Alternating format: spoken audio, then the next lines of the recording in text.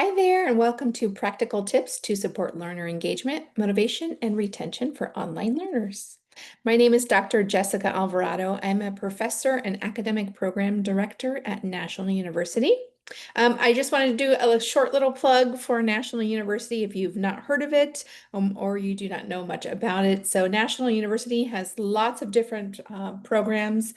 The ones that I um, am associated with are the early childhood programs. So within our teacher education department, we have three different early childhood programs and one certificate program.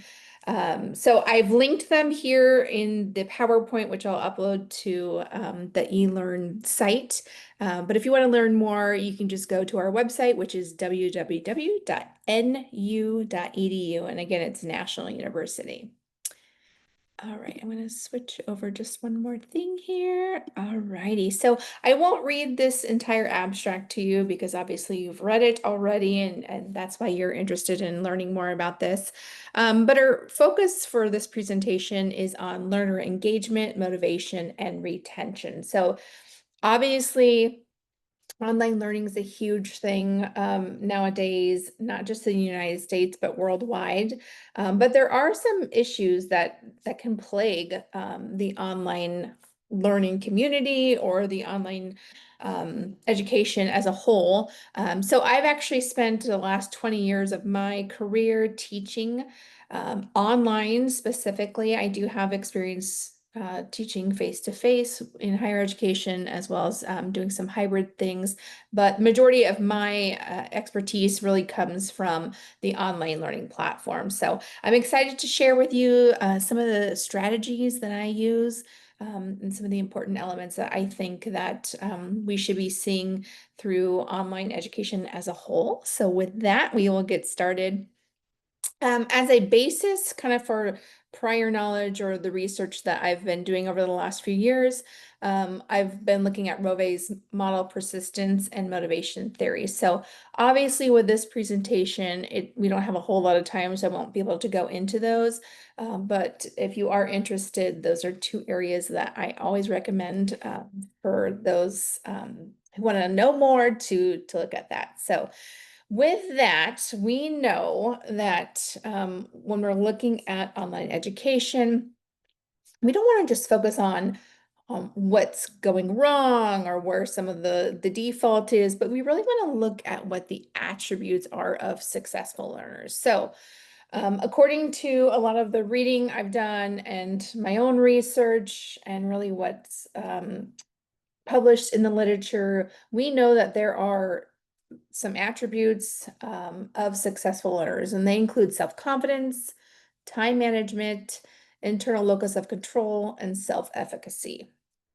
So in this presentation, I'm going to share a little bit about each of those, and I'm also going to focus in on the strategies for success. So whether you are new to online teaching, or maybe you've been teaching online for 20 years like myself, or even longer, I think it's always a good idea to refresh ourselves, to look at different ways that we can be present, and just different ways in general that we can support our students. So with that, we're going to be focusing on being present, communicating, setting goals, developing a sense of community in our online space, providing feedback, and being reflective.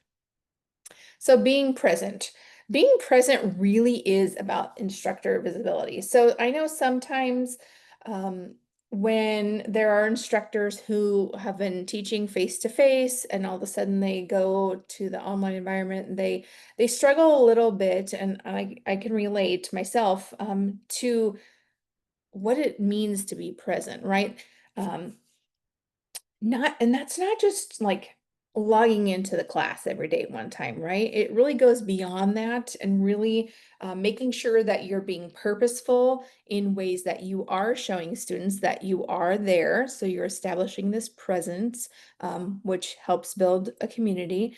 But it's about visibility as well, right? So not just like logging in where only you can see that you logged in maybe 2 or 3 times in that particular day. Students wouldn't be able to know that. So some tips for being present. in your classroom would be to develop a welcome video, creating a hallway for discussions, sharing anecdotes, asking probing questions, and that can be in the form of an announcement or discussion board. Using humor, and that's a great way for your students to get to know kind of your personality, and being a model participant. So if you are teaching online, while I know that we all need our rest and we do need some time away from work, we really want to be checking in regularly. So whether you feel that should be all 7 days a week, or if you say, well, you know what, there's 1 or 2 days that I'm not going to check in, that's really up to you. Personally, I always tell my students Monday through Friday, you'll see me probably in the online classroom a little bit more. I am still available for support or whatever is needed on the weekends, but they'll generally see me in the online class a little less on Saturdays and even more so less on Sundays. And that's just because it's a family day. That does not mean that I don't check in or I ignore emails or anything like that. But just for me, I try to lessen kind of my time in the online space during the weekends, and students can relate to that. However, I will say we all know that with working adults, a lot of times their time to actually work on schoolwork is during the weekend. So that's for me why I still make sure that I am establishing that presence and being available during the weekend. So number two, communication, so important. So this needs to happen at the beginning or before the start of an online course. So making sure things like clear guidelines for participation are showcased is really important to the online learners, as well as expectations and procedures. When it comes to expectations, I will tell you personally that I give my students upfront before the class even starts what they can expect from me and what I expect from them. I think that really sets a nice tone, and it shows them that this is important to me. But it also gives them a realistic expectation of how available I'm going to be and how quickly they'll see feedback, etc. So here are a couple of tips for communication. So present expectations early on in the course or prior to the course if you have access to get that information to your students. Make sure your interactions are purposeful. Be proactive with communication, especially those who maybe are at risk. We do sometimes have students who are doing really well in the course, and then maybe halfway through, we see that it's a little bit less of participation, or you see them struggling, or they completely just seem to drop out of the online environment as a whole. So being proactive and trying to connect with them quickly when you see kind of those drop off points or some struggle points is really important versus waiting till, the last week of the course and saying, oh, you didn't do so well. So being proactive with them and trying to hopefully engage back with them is really key. Being flexible obviously is important, right? And having kind of this culture of care, if you will. So letting students know that you realize that there are life responsibilities, there's personal things that they may be going through, whether that's, personal, financial, emotional, whatever it might be, that you care, that you want to be supportive of them, and that you will be flexible as appropriate. So that doesn't mean that we just say, well, I'm really busy and I just need to turn everything in, the last 2 days before class. That wouldn't be really a way to set up your students for success. However, if let's say you're teaching, I'll just say an 8-week course, and in week 3, you have students who say, you know what, I have an illness and I'm going to be down for a few days, resting, recovering, trying to get, back to some good health again. Being flexible with a due date within that time frame would be a really good way to show your students that you care, but also really set them up for success as well so that they don't just all of a sudden have nothing that they can do about it, because we all know when you're sick, and it's always, unfortunately, at a bad time, it seems to be, at least. So with that, we want to do some goal settings, right? We all know that we are more likely to follow through with our goals when we spend time setting them, writing them down, and maybe connecting with somebody else. Maybe that's an accountability partner, whether that's you have a board in your office space where you write down your goals and you're revisiting them and making proactive steps toward those. That's really important. So we want to do the same thing with our students, right? So we want to set goals with our students, and come together regularly to make sure that these goals are moving forward, that their students are progressing. So provide some opportunities for safe goal setting with your students. Now, some students may just say, my goal for this course is to just get through it.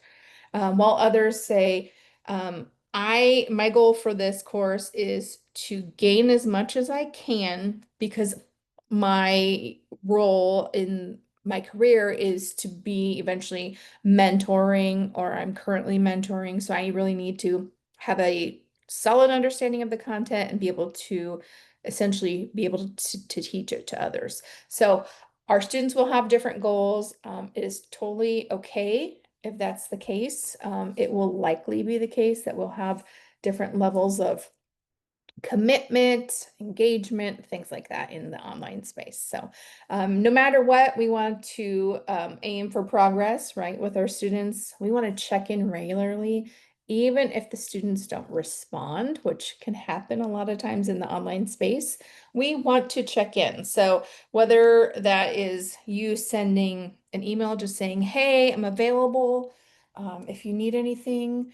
I think that's a good way to connect, as well as, hey, I just want to share in your last assignment XYZ, and you maybe praise them for something and say, hey, if you're interested, this would be, something you might want to read before the next assignment, etc. Those are some other good ways.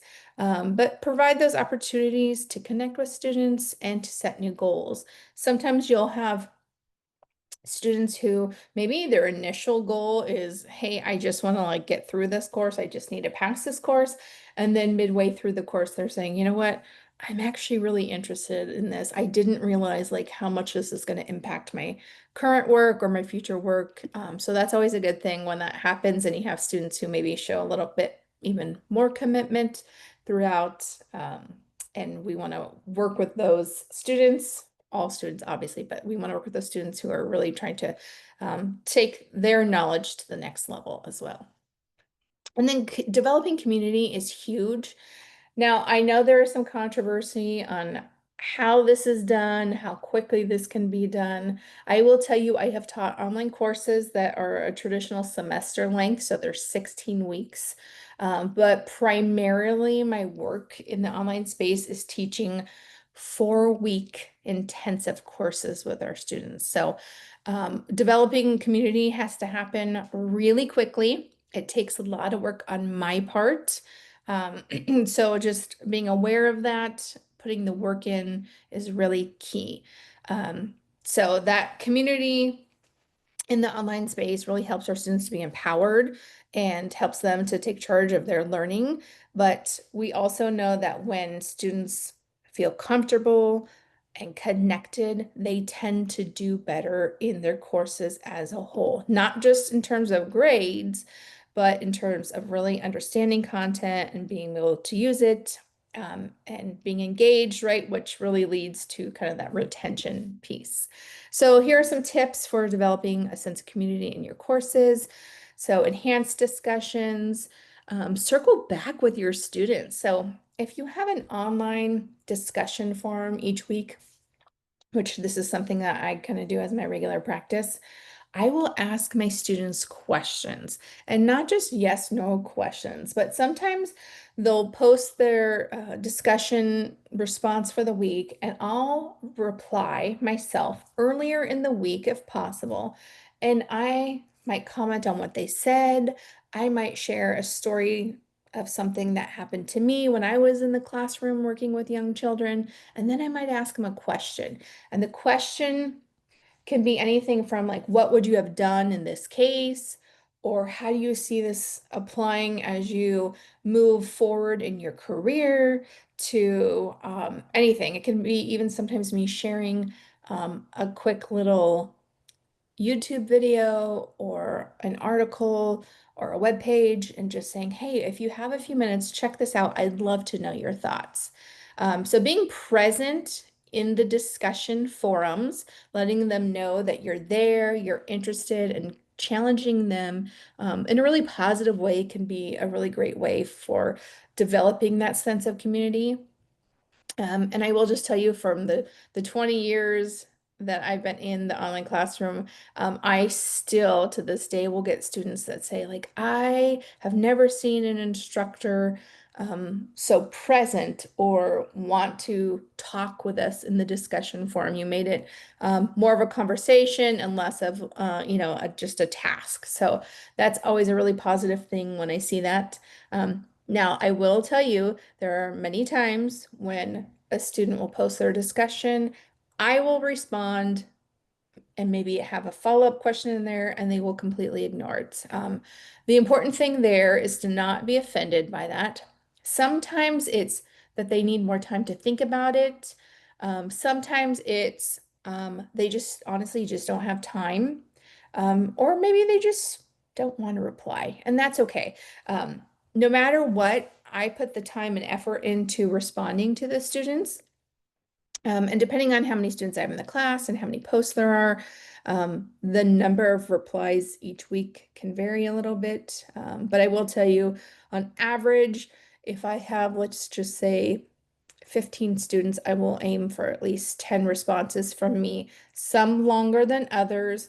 Sometimes it's me sharing something, sometimes it's me, sharing a story, sometimes it's just, hey, you might be interested in this. And then sometimes it's me challenging kind of what they posted, their ideas, that sort of thing, in a really positive way in which we can discuss, not just me telling them they're wrong or incorrect with something. So, modeling that community is key. Using that shared online space is really important. So, not just responding to students via email, but making it really sort of in your face, if you will, for all students, right? So responding when they post, responding in the forum.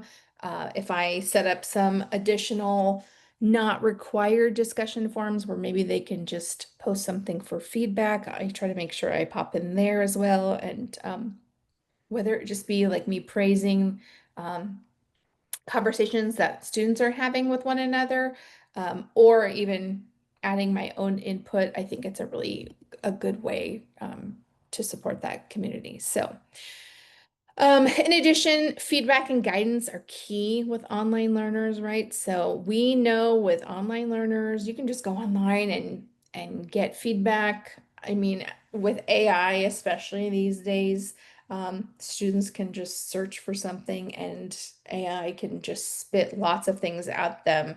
Um, Everything from definitions to articles to helping them create something. So making sure that we respond as quickly as possible to students when they have a question is really important for me as an instructor.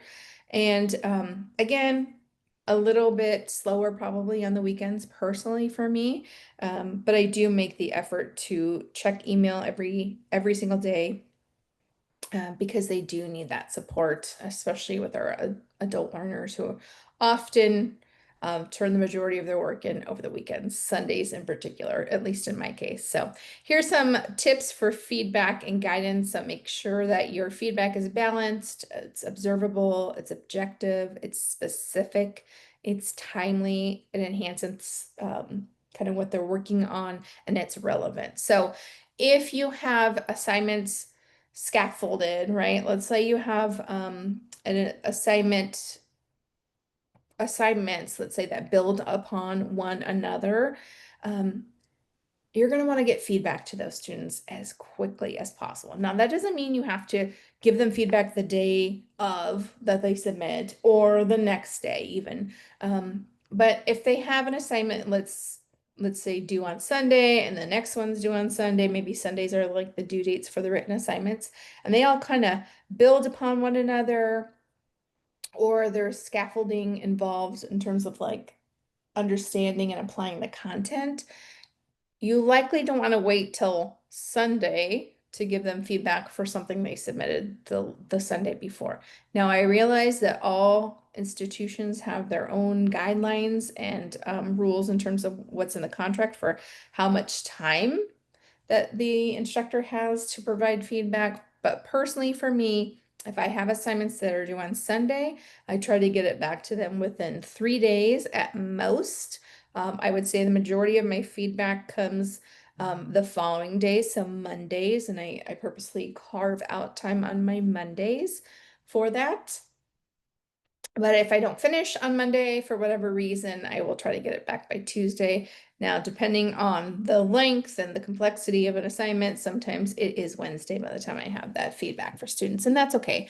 But communicating with the students in terms of like how grading is going or when they should expect to have feedback is really key. And then being reflective obviously is really important. So you can do this in a number of different ways, really.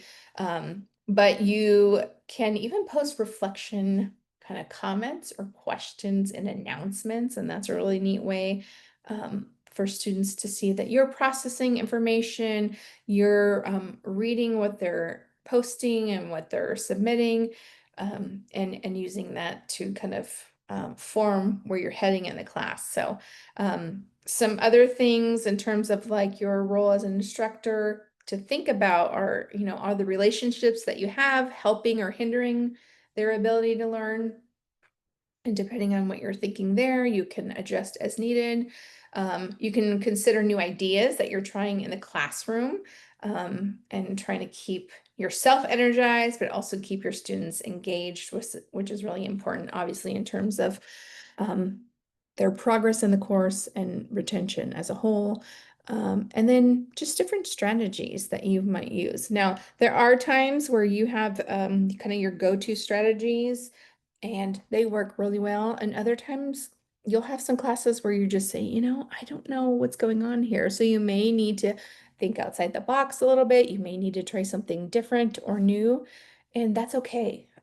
So the work of the instructor or teacher is never done, right? So we have to be flexible and reflective ourselves so that we can do our best for our students in terms of supporting them and making sure that we do everything to set them up for success. So above all else, we have to remember that they're people attached to the words on the screen, right? So sometimes in online courses, students will have this feeling like they're just robots, they're just names. So doing things in terms of presence that really help your students, being present in the online classroom, following up with them, giving them really good feedback, encouraging them. Um, it's really helpful, and so that they know that you're a real person. So personally for me, I do some little things throughout. So sometimes I'll use some fun little emojis and things that I post in announcements. Sometimes I'll post an announcement or just sort of a thought of a day via video instead of just written text. And the list can go on, right? Everybody kind of has their own interest and ways that they like to connect with students. And so it can look different from one course to another, but it really is important that we do our best to connect, so that we can keep them engaged and retained, not in the course, only in the course, but also in the program. So with that, here is sort of a reference page for my paper. So I'll be uploading my paper shortly. But with that, I hope everything that I shared today kind of just gave you some food for thought. And I look forward to sharing more in the future and also being able to learn from all of you in the other presentations. Thanks so much.